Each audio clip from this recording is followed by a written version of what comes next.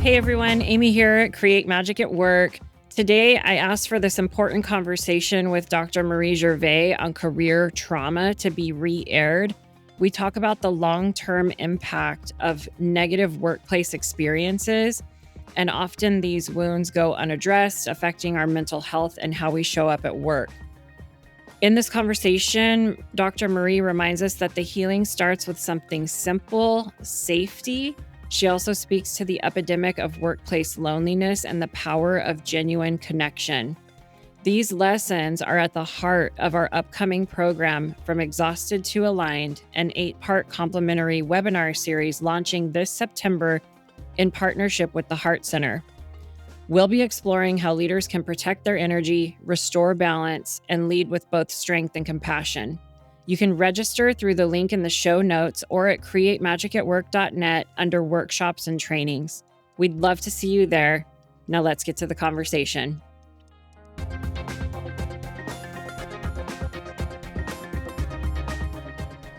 Hey everyone, welcome to Create Magic at Work. Today I have a special treat for you because I have Dr. Marie Gervais on the show. I know Dr. Marie because I was a guest on her podcast years ago, and we had a beautiful connection, a beautiful conversation. We ended up in a women's mastermind together last year that actually Dr. Marie coordinated. And so we've really gotten to know each other a little more deeply. And I had to have her on the show because she just had an amazing TED Talk released on career trauma. And so I said, will you please come on Create Magic at Work and talk to all of us in the Create Magic at Work community about what career trauma is, as well as some other things that are really impacting us in the workplace today. So let me tell you a little bit more about Dr. Marie Gervais. She believes that a happy workplace is a productive and profitable one. Her mission is to build workplace leadership capacity characterized by real communications that acknowledge people for who they are, using the SWEL model, the SWEL model of safety, wellness, encouragement, and learning. Love that. Marie provides online courses and transformational leadership coaching to help managers build inclusive, confident organizations where people cannot wait to show up for work. Oh my gosh, I would love to see that culture in full force everywhere where people can't wait to show up for work. She hosts the podcast Culture and Leadership Connections, named the 5th of 20 top leadership podcasts in 2022. Her book, The Spirit of Work, Timeless Wisdom, Current Realities, is now available for purchase on online book directories around the world. Dr. Marie Gervais, welcome to Create Magic at Work. Thank you so much for inviting me to be a part of your wonderful podcast that I'm a big fan of. Thank you. Thank you. Well, I'm a big fan of you, and I'm really glad you're here to share your heartfelt wisdom with everyone because you're a cherished resource in a lot of what we're going to talk about today. So I want to start off. We've done some episodes in the past on work. We just came out with one recently on workplace abuse and what that is, which was really impactful. I mean, had a lot of listeners reach out like, thank you so much for doing this episode. Well, now we're going to talk about career trauma today. And I want to first start off by maybe you sharing a little bit about who you are. And can you tell us like, what is career trauma? Sure. So I am a business owner, and this is my 4th career. And I've been doing it for 17 years. So I've been through a lot of different workplaces, service industry. I've been in not-for-profit. I've been in retail, been in quite a few different industries as an employee. I started working when I was 13 years old as a dishwasher. And I have been working ever since. I'm a mother of 4 and 5 grandsons as well. And I've always continued working throughout all of that time. And so I've had a lot of experience with career wounds that I didn't have a word for. I didn't have a way to talk about toxic exclusion by colleagues, about abuse at work, by managers, by clients. I just thought this is just what happens when people work. And it wasn't until I started doing my own emotional healing process and going through that reconciling of emotions and spirituality and the body in a number of different forums and, coaching, therapy, courses, that I started to realize that career wounds are a thing and people are not talking about them. And that we work most of the hours of our life. And a career wound can be anything from, people refusing to give you a voice at the table when you're during a meeting, and it's continuous, to somebody actually assaulting you at work. All of it. Just pretty much every career trauma you can have, I have experienced myself. I've even assaulted at work twice. So, and I'm not in the healthcare profession, so you wouldn't think that would be happening. Would never worked as a prison guard, so those are areas where you'd think that could happen. So I thought, if this is what I'm experiencing, what are other people experiencing? Through my podcast, through my work with different companies and work with managers, I realized that everybody has experienced some level of career wound. And if that is interfering with their work, it's a trauma.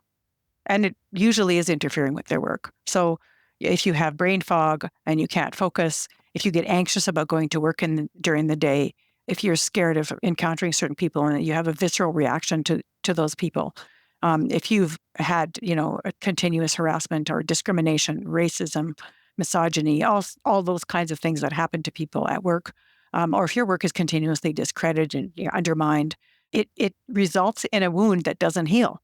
And so if we want to heal that, then we have to look at what kinds of things will help to heal. So in the TED Talk, I talked about 3 things that are necessary for our nervous system to be able to feel safety. Because mostly what happens is we are so hyper vigilant to danger signs that we don't see the things that are safe around us. And until our nervous system feels safe, we can't heal. And by hypervigilant to danger, there's a lot of fear-mongering going around all over the world. There's a lot of extreme polarization where people just shout each other down. And nervous systems are so dysregulated when that happens that they just clam up or fight. So, it's not a normal situation for people to be able to communicate in. And maybe I'll give you an example of someone who I'm doing a leadership course with who has also done emotional regulation coaching. And I just met with her today before this podcast for part of the course that she's working on. And she told me that when she first started with the course and the coaching, what happened was she was just becoming really emotional with anything but come up with at work. She would be so overwhelmed with negative emotions, and she had so much anxiety about the things that could go wrong that she was destroying her relationships with the people she was managing. And she wanted to change that.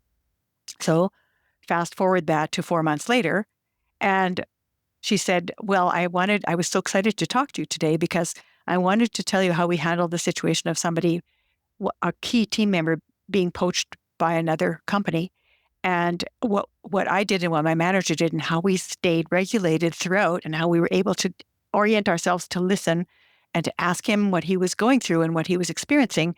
And he came back and he wanted to stay with us, and his performance is even better now. And we're really proud of ourselves because now this is going to be part of our workplace culture. So this is a company that started with 2 people 7 years ago, and now it has 30. And so they've had to learn to manage differently. And they were just thinking, let's bring the people in the roles, and who cares who they are and what they feel like and what they're going through and what their personalities are. And they realized that wasn't working for them. So once they started to look at how can we start to look for the safety signs and pay attention to the red flags without going off the cliff when we see one, we might be able to manage better. And so even though the boss of the organization is not working with me, she's learning from the person who is. And they've together have just created something really beautiful. And the people are saying that they're excited to come to work and that they love working with the industry. And before that, people were climbing up and closing their doors and never talking to each other. And they'd have a lunch and everyone would look at their meal and then go away. So I think just speaks to how important it is for people to learn to see safety. Yeah. The other thing that comes up for me as you share that too is how we have lost the art of effective communication. I mean, I'm generalizing across, right? And even before we started recording, you mentioned the global epidemic of workplace loneliness, which I think the loss of our effective communication skills contributes to that. When we can't have a difficult conversation with someone, or what you mentioned earlier, like when people feel shut down and the damaging effects that has on their nervous system. I think we're doing a lot of shutting down instead of a lot of listening right now, like just generalizing again. And the difference between this smaller business that you're talking about that has 2 to 30, now 30 employees, and ones that have thousands of employees, I see the same symptom arising, and that is avoidance and lack of seeing the human in front of them and lack of effective communication. So when you were saying the stories, how everyone, or the story how everyone would just look down and eat their lunch and not interact, but also when this person, one of their team members got poached to another company, a company the size of 30, let's say, like the one you're referencing, that feels so personal to them. And that can be so nervous system triggering. And the practices that they're doing are really going to take them further with what you taught them. On the same, I guess on the flip side, I would say these larger organizations, you lose someone, it's like, okay, it's like this revolving door. Okay, see you later. Like, we don't even care. But it's still that same energy behind it, which is lack of connection and lack of effective communication. Those are just some of my observations as you were sharing all of that. So how can we do better as leaders, all of us? How can we, you talked a little bit about what career trauma is. I almost see career trauma too as, like, when I was listening to your TED Talk, like the long term, like my whole career, like the length of it, like I don't know how, like it felt big to me. So how can we be better at this? The number one thing I usually tell people when they ask that question is to first start paying attention to your own body. And so that would be like this incident I just explained a little bit about to you now. The difference was, instead of reacting, she was starting to say, how do I feel about this? Or what am I noticing? I'm noticing that I'm feeling anxious. I'm noticing that there's tension in my shoulders. And she just started noticing those things. And starting to notice those things led her to an interesting reflection, which was, I need time to process. If I am required to make a snap decision, I always do it out of a negative emotional lens that comes from my past that has nothing to do with the situation. So she explained this to her boss, and her boss said, I need that time too. So they said, well, when something comes up, how can we buy time? So how can we do better is by buying time. Give me a minute. I'll be right with you. It can be like, how can I take a breath and then blow it out and then recenter myself? And it's really interesting if you're in a room and there's somebody brings something up and it's controversial and you just go, everyone else will mirror you within 3 seconds. I love that. I was just mirroring you right now. I was like, that felt so good. Yeah. So the buying time comes first from you noticing that you've got something happening inside of you. And the second most easy access is breath. And just a breath in and then letting it out. Those things are really important. And I can't overstress how important they are, because otherwise you're just like, I don't know what's the word from it. It's like you jump over top of who you are, you're like just your own self and your own nervous system, and you go straight to judgment. And if you want to get to judgment, you have to take some steps. Notice yourself, notice the other person, ask some questions that are non-judgmental, that are going to help you to get the facts, evaluate the facts. And that can happen in seconds. It doesn't have to take a long period of time, but you need to go through those steps. If you go right away, you're an idiot, fix this. That's passing to judgment before you've figured anything out. And you're just reacting from something that probably has nothing to do with that situation. So the way to do better is to start noticing your body, noticing how you feel, naming it, breath, and then think, how can I rewire myself to listen? What does this person in front of me need to say right now? Or what do I need to be open to hear? And again, the other thing I think is we have to protect ourselves, which we aren't doing, and which we're not protecting the people at work either. So by protecting ourselves, I mean like emotional protection. So if someone starts calling you names or insulting you or saying something in a disrespectful tone, I think you need to shut that conversation down. Just say, let's talk when you're calmer. Let's talk when we can both be courteous with each other. Let's talk when respect is present. And that's more buying yourself time, but it's also shutting it down. In the workplaces where it says we do not tolerate abuse of our staff. But if nobody steps in to say, you know what, this is unacceptable, take your business elsewhere, here's a coffee, goodbye, then people continue to abuse. They continue to push farther and farther and farther, and they come into a situation dysregulated, and instead of trying to deal with it themselves, they just dump it on everyone around them. So that protection is really important. If we don't feel protected, we won't be effective leaders. We won't be effective at anything. So notice yourself and do what you need to feel protected. And if you don't feel protected, don't go forward. It's amazing how much control people have when they realize that. So you're just like, I'm not going to accept to be spoken to in that way. And as soon as one or two people start doing it, other people do too. Can I tell you a quick story that I just was reminded of? Yeah, go for it. This was a fellow who had probably the most toxic boss I've ever heard of in my life. I can't even imagine what the things that he was doing to his staff. He'd come into a meeting and start screaming at them before he even knew what the meeting was about. And it was just constant like that. So we did some work with him to just get him to regulate his nervous system and to get some breathing techniques, some fingernail bed squeezing techniques, which helps your nervous system to stay calm when you're in a crisis. So doing some of those things like that to plan ahead. If he does this, then I have this or this I could do, just so he felt better about it. You never know what you're going to do in the moment. So we did all of this.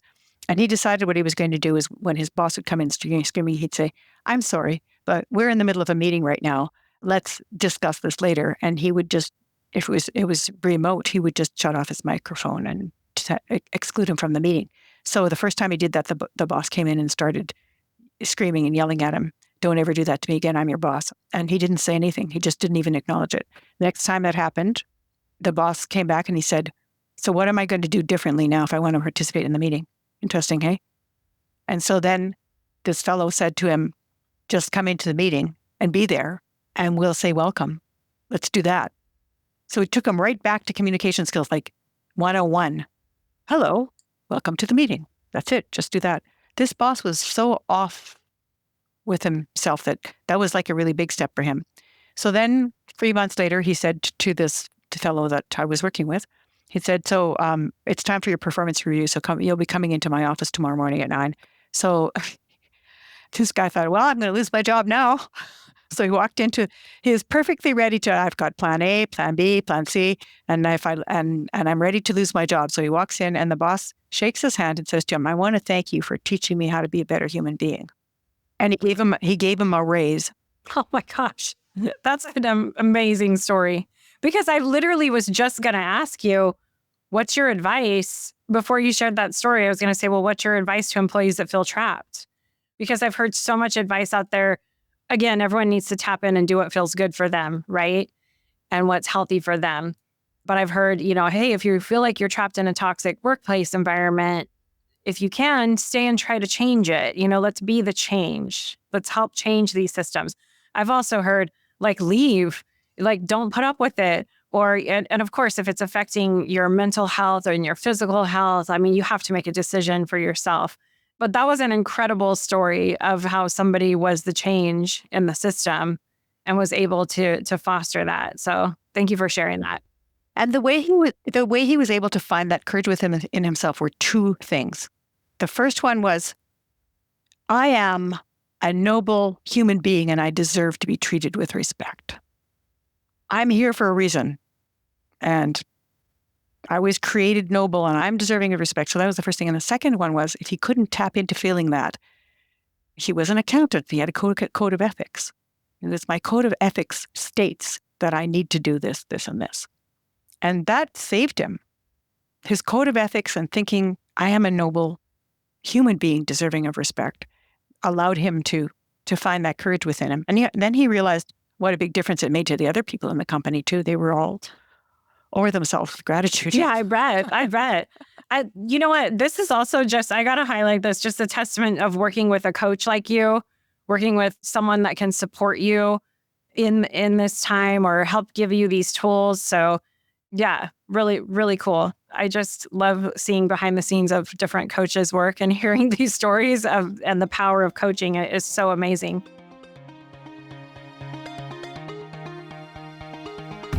Hey everyone, Amy here. Let's talk about work realities for a second. Whether you're dealing with a tough boss, struggling with team miscommunication, feeling stuck in decision making, let's be real, work drama exists and it's exhausting, but it doesn't have to be this way. At Create Magic at Work, we help leaders like you cut through the chaos, build next level communication skills, and make better, faster decisions without the stress spiral. Whether you're leading a team or just trying to keep your sanity at work, we've got your back. We coach executives and teams like yours to develop interpersonal savvy, drive engagement, and bring your vision and purpose to life so work actually feels energizing again. Imagine that. More engagement, more productivity, less drama. Our executive coaching team has been in your shoes. We've led teams, navigated workplace challenges, and know what it takes to help you succeed and achieve your goals.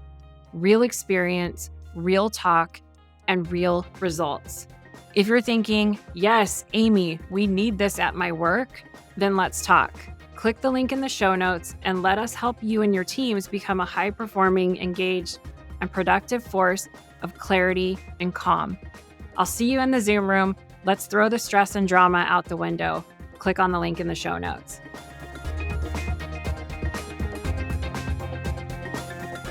I want to switch gears a little bit to talk a little bit more about this global epidemic of workplace loneliness.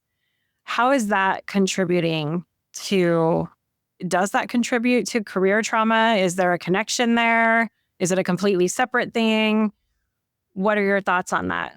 I do think they're related, but I don't have any statistics or studies to prove it at this point. But there are now starting to be more and more studies on loneliness in the workplace.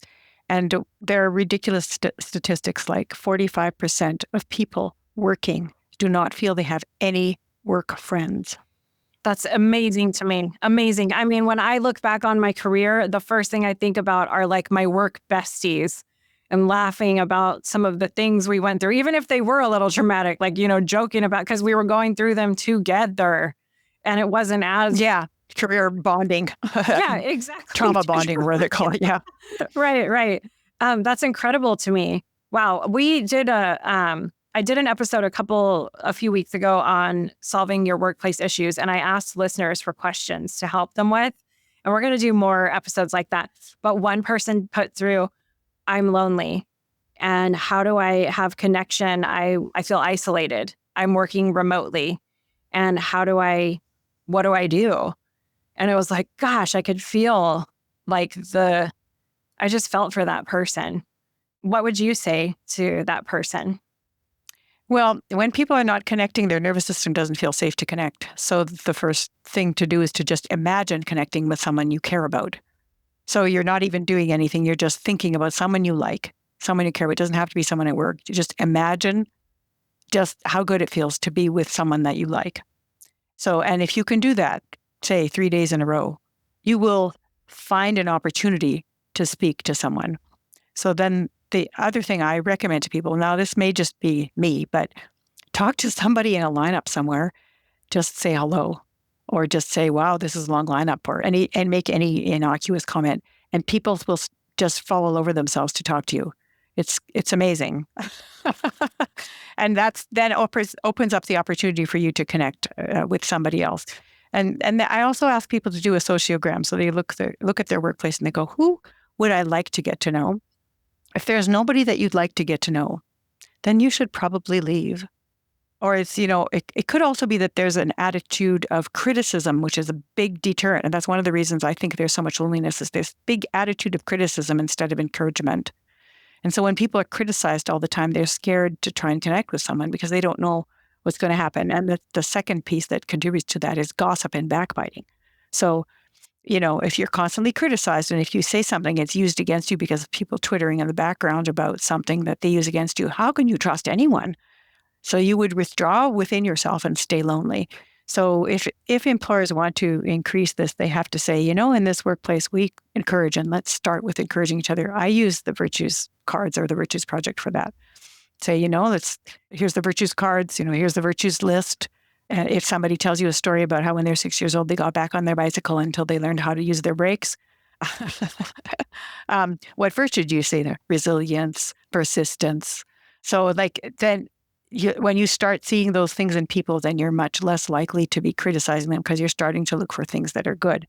So jumping on every mistake that happens means you see more. What do you pay attention to grows. So instead of criticizing and jumping on mistakes, look for ways to encourage people, ways to honor them using a virtue. They're all over the internet. You can find them. So, use that. And that helps to change the tone. And people can have significant changes to their workplace by doing that. I'm thinking we should be using that in our personal relationships too, obviously, right? I mean, it really trickles into everything. When you talk about that criticism culture, of course, I mean, that's all the hyperachieving, perfectionistic, striving, all of that. I mean, that I lived that for many, many, many years. And the unthreading of that, it's like a daily reminder at times, like, oh yeah, and how can I bring this into like who I am all the time and try to be that person holistically? Because I think sometimes it's even easier to implement these things at work because there are HR policies or there are codes of conduct and things like that. And then, we go out to dinner with our partner and then all of a sudden the criticism comes back or the house is a mess or all of these things. So I'm just thinking out loud, like, who are we at home and who are we at work? And can we try to be consistent that whole time? To do that, another thing, I just use, you can get them on the internet. It's a phone app, just virtues cards. And what virtue would help us to solve this interpersonal problem right now? Randomly choose, just like you do with the Magic at Work ones. Openness. Oh, what does openness mean to me? What does openness mean to you? And then the whole anger disappears. It's just not there anymore. I'm going to get those cards. I love that. Yeah, they're so good. It's called the Virtues Project, and there's lots of different types of decks. So there's tons to get. So there's that piece. And then the other one is, I think people really need to focus on something that elevates their thinking at the beginning of the day. Like start with quotes from the sacred world religions. Start with leaders of thought. Read something inspiring to start your day off, and you will be less likely to criticize, So I always like this one that Marie Curie wrote. She said, there is nothing to be feared. Things are only to be understood. Now's the time for us to erase fear by increasing understanding. So I love that. I keep coming back to that because that helps me. We erase fear by increasing understanding. So that's only one part of it, but it's still a really helpful part. But using virtues brings you up to that higher level. And then having something that inspires you at the beginning of the days also really helps the interpersonal relationships improve a lot. I'm taking all that. Thank you. Yeah. I want to, before we pull a card, I have seen on social media or something. It was such a cool post. It said, yes, our body can store trauma, but it can also store the good things. And they called them glimmers. and it was like, let's focus on the glimmers. And I want to talk about that. I've never talked about that before. We talk about a lot of these workplace things on Create Magic at Work. What would you say a glimmer would be in the workplace that we would have stored in our body? Or you called them resources? Is that well, the idea of the glimmer comes from the polyvagal research. So about the vagus nerve, and the thing is that we have danger and safety meters, but our danger meter is way out of whack, and our safety meter is not being used. So to say a glimmer is feeling safe. So a glimmer might be that you just appreciate the sunset. A glimmer might be that, like this woman I was just speaking to who said, I didn't get mad. I just said, let's sleep on it. Like, and during our meeting, someone came in and said, we've got an emergency. And so she said to the other person, give me 5 minutes. So she bought time right away. And then afterwards she said, I'm proud of myself. I asked for 5 minutes instead of just jumping up in the middle of our session, right? So that's a glimmer. It's things you appreciate, and it's times when you're able to take a little step forward that you weren't able to make before. I think for me, the glimmer was, I chaired this meeting, and people feel like they were on the spot by just saying, okay, who wants to host this? Would you like to host it? And they went, I don't like being put on the spot. And one of the people that I put on the spot because I wasn't paying attention sent me a text afterwards and said, oh, thank you for this piece of the meeting. I went, oh, it wasn't as bad as I thought. Glimmer. Yeah. She survived being put on the spot for 2 seconds. She survived. She's still okay. The relationship is intact. There's a glimmer. I'm keeping that. Some people keep like a gratitude journal. That could be a way to keep track of your glimmers as well. Mm-hmm. I love that.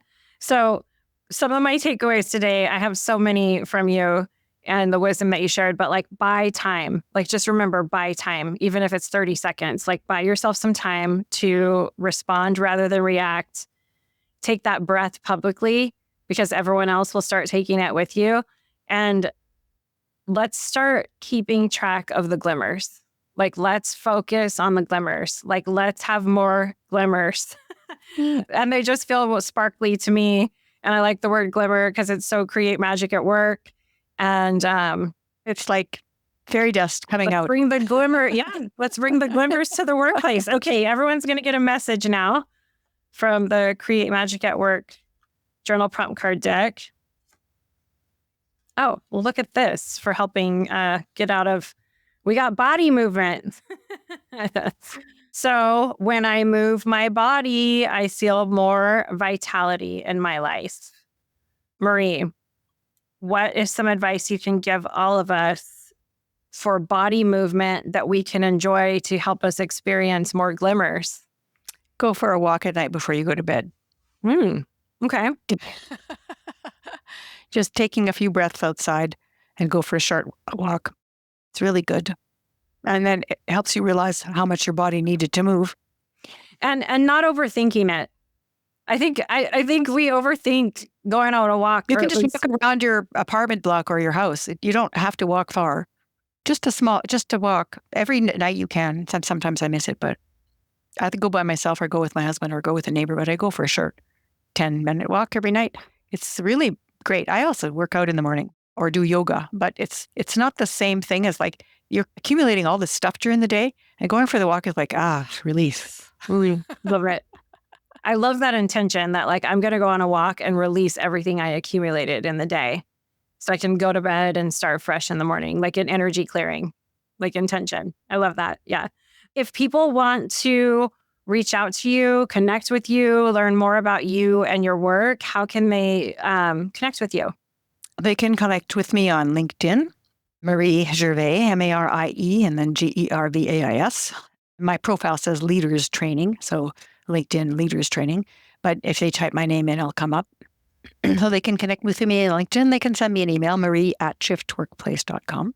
Awesome. And we will put everything in the show notes. I'm going to drop the link to your TED Talk in the show notes too, because if anyone wants to watch it, it's incredible and it's insightful. Dr. Marie, thank you so much for joining us. It's so great to see you. And thanks for sending some magic to everyone today. Thank you for hosting and for being the lovely interviewer that you are.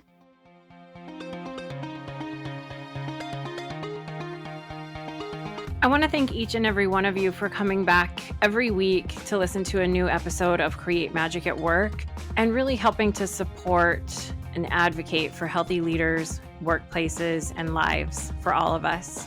If you want any information on how to connect with me, click on the link in the show notes. You'll get access to all of the social media links for Create Magic at Work.